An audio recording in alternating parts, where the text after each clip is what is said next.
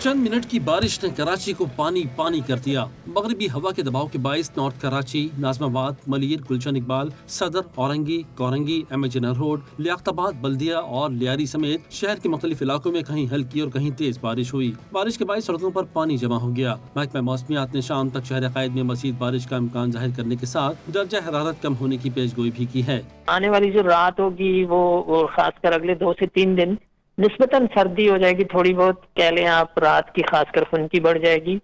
یعنی آج کل ٹیمپریچر 17-18 چل رہا ہے رات کا، تو اگلے 3 دن جو ہوں گے اس میں 12 فروری تک آپ کہہ لیں اس میں 13 سے 14 ڈگری تک گر سکتا ہے۔ دوسری طرف بارش کے باعث شہر میں بجلی کی فراہمی کے نظام میں خلل پڑا۔ کے الیکٹرک کے ترجمان نے کراچی کی 150 فیڈرز بند ہونے کی تصدیق کی۔ کے الیکٹرک نے خبردار کیا کہ کنڈوں والے علاقوں میں حفاظتی بنیادوں پر بجلی بند کی جا سکتی ہے۔